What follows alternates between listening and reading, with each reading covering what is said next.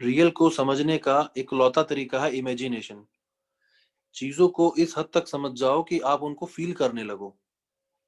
जब आप चीजों को फील करोगे तभी आप रियल एनालिसिस को पढ़ पाओगे। सिंपल कैलकुलेशंस के अंदर अगर फंसे रहोगे तो रियल को कभी नहीं समझ सकते। सो अब हम स्टार्ट करते हैं। चीजों को बहुत डिटेल में हमको पढ़ना है, बहुत डिटेल में हमको जानना है। सबसे पहले देखिए, यहाँ पे सेट में दो इंपॉर्टेंट वर्ड्स हैं। सब एक तो है वेल डिफाइंड और दूसरा आपका वर्ड है डिस्टिंक्ट। आपको याद रखना है कि जितने भी आपके ऑब्जेक्ट्स होंगे सेट के अंदर वो डिस्टिंक्ट होंगे। मतलब सेट में आपको एलिमेंट्स रिपीट नहीं करने। ये पहली कंडीशन है। ठीक है, अब हम देखते हैं सेट एक्चुअली में क्या है। बेसिकली सेट और कुछ नहीं, सिर्फ कलेक्शन है। Collection of objects. किस तरह के ऑब्जेक्ट? ऑब्जेक्ट कुछ भी हो सकते हैं। ऑब्जेक्ट्स में आप नंबर्स ले सकते हो, आप ह्यूमन बीइंग्स ले सकते हो, एनिमल्स ले सकते हो, प्लांट्स ले सकते हो, बिल्डिंग्स ले सकते हो। सो ऑब्जेक्ट कुछ भी हो सकता है। उन सभी ऑब्जेक्ट्स के कलेक्शन को हम सेट कहते हैं, अगर वो कलेक्शन वेल डिफाइन है तो। ये वेल डिफाइन क्या होता है? आपने कोई भी एक कलेक्शन लिया, उस कलेक्शन में एलिमेंट्स का, ऑब्जेक्ट्स के मतलब ऑब्जेक्ट्स का कोई कंफ्यूजन नहीं होना चाहिए कि उस सेट के अंदर आएंगे कि नहीं आएंगे। जब ऑब्जेक्ट्स की क्लैरिटी होती है कि ये ऑब्जेक्ट सेट के अंदर है कि नहीं है, हर एक ऑब्जेक्ट की ऐसी क्लैरिटी होनी चाहिए, तो ऐसे कलेक्शन को हम सेट कहते हैं। एग्जांपल लेके देखते हैं। मान लीजिए हम एक ऐसा सेट लेते हैं। एग्जांपल लेते हैं भैया, पहला एग्जांपल, हम एक ऐसा सेट लेते हैं a, set of most dangerous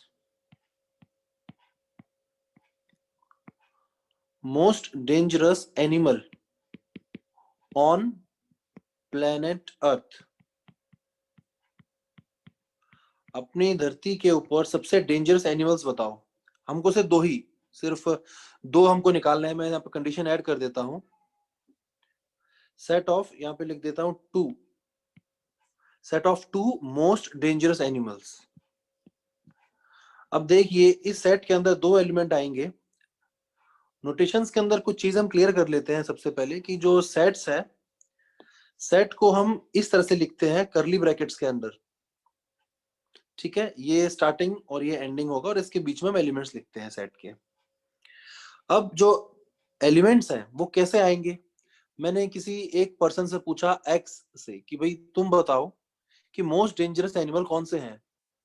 so वो कहेगा भाई मुझे डर लगता है लॉयन से, तो लॉयन बहुत डेंजरस है। और कोई कहेगा मुझे डर लगता है एलिफेंट से।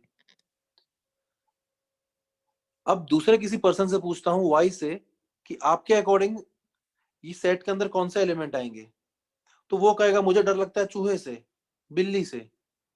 ठीक है, तो ये जो सेट है वो पर्सन टू पर्सन वेरी करेगा।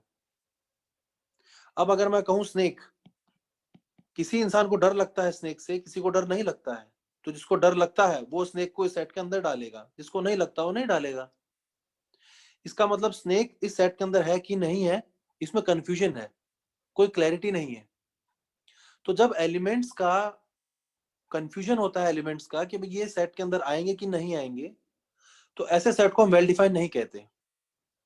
अगर कोई set person to person very होता है तो हम ऐसे सेट को वेल डिफाइंड नहीं कहते।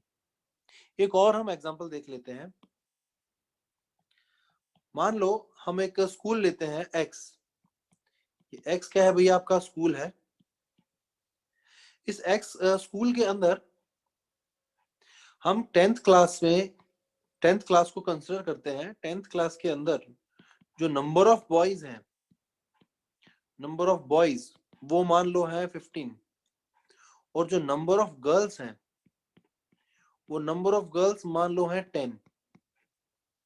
ओके, अब हमें एक ऐसा सेट बनाना है, लेट अस से बी। हम ऐसा सेट बनाना चाहते हैं बी, सेट ऑफ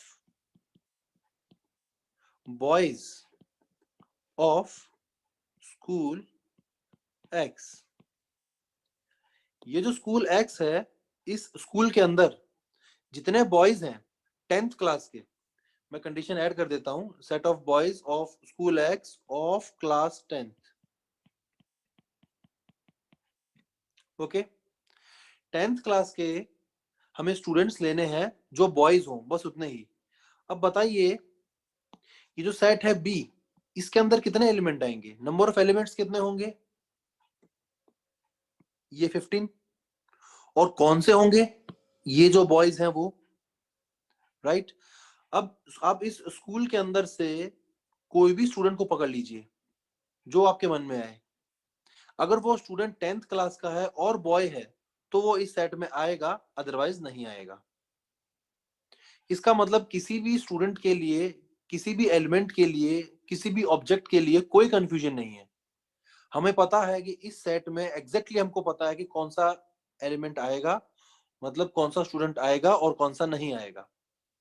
सो ये जो सेट है वो पर्सन टू पर्सन वेरी नहीं करेगा, चाहे दुनिया का कोई भी इंसान आके ये सेट बनाए या कोई भी इंसान आके ये कलेक्शन बनाए, ये चेंज नहीं होगा। मतलब ये पर्सन टू पर्सन वेरी नहीं होगा। इसका मतलब क्या है, ये जो कलेक्शन है आपका वो कलेक्शन सेट है। ठीक है, आगे बढ़ते हैं, कुछ नोटेशन देख लेते हैं। अभी मैंने आपको बता ही दिया कि जो सेट है उसको हम करली ब्रैकेट्स के अंदर लिखते हैं, और जो सेट के अंदर के एलिमेंट्स होते हैं उसको हम स्मॉल लेटर से डिनोट करते हैं, small a, small b, small c etcetera, या फिर small x, small y, small z etcetera, small letter से डिनोट किया जाता है। और जो सेट है, इस सेट को हम कैपिटल लेटर से डिनोट करते हैं, जैसे कि कैपिटल ए, कैपिटल बी, या फिर कैपिटल एक्स, कैपिटल वाई, इस तरह से। ओके, अब एक और नोटेशन है बिलोंग्स टू का। ये जो हमने सेट लिया हुआ है, इस सेट को हम कंसिडर करते हैं A is equals to A B C and X Y Z. Okay, अब ये ए इस सेट के अंदर लाई करता है, इसका मतलब मैं क्या कहूंगा कि ए बिलोंग्स टू ए। ये जो बिलोंग्स टू है, इसका मतलब ये होता है कि यहाँ पे सबसे पहले तो इस बिलोंग्स टू के इस तरफ एलिमेंट लिखा जाता है और इस तरफ सेट लिखा जाता है। इस बिलोंग्स टू का मतलब ये है कि यहाँ पे जो भी लिखा हुआ है वो एलिमेंट इस सेट के अंदर लाई करता है। अब अगर मैं लिखूं डी, सो डी आपको कहीं यहाँ पे दिखाई नहीं दे रहा, right. So D does not belongs to A. D is set के अंदर नहीं है, तो ये जो सिंबल है वो क्या है, डज नॉट बिलोंग्स टू का। ठीक है, सो ये दो इंपॉर्टेंट नोटेशंस आपने देख लिए। सेट को हम डिनोट करते हैं कैपिटल लेटर से, और अंदर के लेटर्स को हम स्मॉल लेटर से डिनोट करते हैं, अंदर के एलिमेंट्स को। ठीक है, अब हम रिप्रेजेंटेशन देख लेते हैं सेट का। सेट को दो तरह से रिप्रेजेंट किया जाता है, एक का नाम है set builder form. Set builder form, set builder form में क्या होता है, इस तरह से हम सेट बनाएंगे।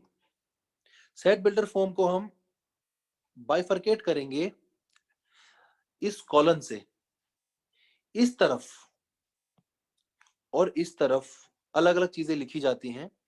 यहां पे क्या लिखा जाएगा, यहां पे लिखा जाता है टाइप ऑफ ऑब्जेक्ट।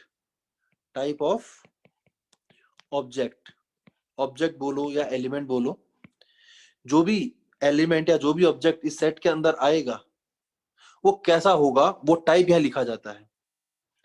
अब किस रूल के तहत, किस रूल के अकॉर्डिंग ये ऑब्जेक्ट इस सेट के अंदर आ रहा है, उस रूल को हम यहां लिखेंगे। सो यहां पे क्या आएगा, यहां पर आएगा रूल।